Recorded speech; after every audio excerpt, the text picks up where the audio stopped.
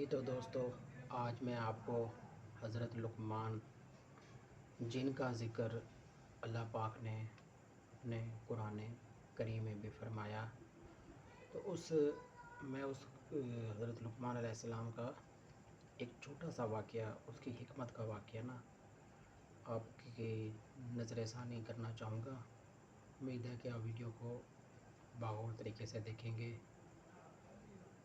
تو شروع کرتے ہیں کہ حضرت لقمان علیہ السلام ایک باغ میں جو تھے ایک غلام کی حیثیت سے کام کر رہے تھے۔ تو اس باغ کا جو مالک تھا وہ بہت امیر تھا، اور اس کے بعد حضرت لقمان علیہ السلام کے علاوہ اور بھی کافی زیادہ جو تھے وہ غلام تھے جو باغ کی دیکھ بھال کیا کرتے تھے۔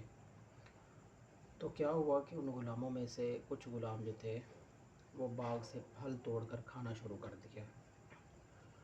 تو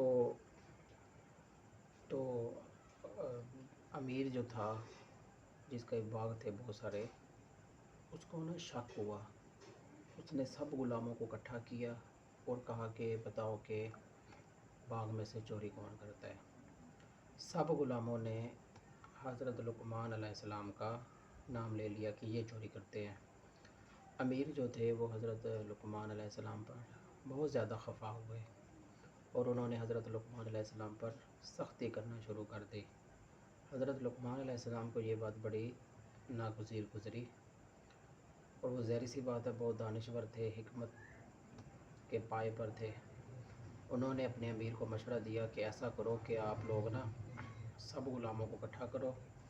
اکٹھا کرنے کے بعد ہم ان کا ایک گرم پانی تیار کرواتے ہیں اور سب کو گرم پانی پلاتے ہیں، میرے ساتھ سب کو اکٹھے پیتیں گے، اور آپ نے ان کو باغ میں لے کے جا کے دوڑ لگوانی ہے، اور آپ گھوڑے پر سوار ہوں گے اور ہمارے ساتھ ساتھ آپ چلیں گے۔ تو جس نے پھل کھائے ہوں گے اس کو قحط آ جائے گی، اور اس کے اندر جو بھی معدے میں ہوگا وہ باہر نکل آئے گا۔ تو امیر نے ایسا کیا، تو سب غلاموں کو اپنے امیر کے ڈر سے گرم پانی بھی پینا پڑا۔ تو وہ باغ پہ چلے گئے۔ جب دوڑ لگی تو کچھ دیر کے بعد سب غلاموں کو پسینہ آ گیا۔ پسینہ آیا تو ان کو گرم پانی پیا ہوتا تو ان کو قحط آ گئی۔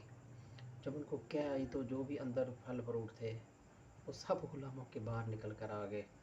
حضرت لقمان علیہ السلام کو بھی قحط آئی، مگر ان کے اندر سے پانی کے علاوہ کچھ نہ نکلا۔ تو آپ اندازہ لگائیں کہ حضرت لقمان علیہ السلام بہت ہی حکمت کے حامل تھے۔ تو اس سے ہم یہ اندازہ لگا سکتے ہیں کہ اگر حضرت لقمان علیہ السلام کے پاس اتنی حکمت تھی کہ وہ پتہ لگا سکتے ہیں کہ کون سچا ہے اور کون جھوٹا ہے، تو کیا رب العزت رب الکریم جس نے ساری کائنات کو پیدا کیا، کیا وہ ہمیں پہچان نہیں سکتا؟ کیا وہ ہمارا حساب کرتے ہوئے کچھ کو دیر لگے گی؟ تو اس لیے ہمیں چاہیے کہ اپنے اللہ پر ایمان رکھیں اور آخرت کا جو خیال رکھیں۔ انسان کی پکڑ جو ہے وہ کسی بھی وقت ہو سکتی ہے، اور اللہ تعالیٰ جب چاہے اپنے بندے کو بڑی آسانی کے ساتھ پکڑ سکتا ہے۔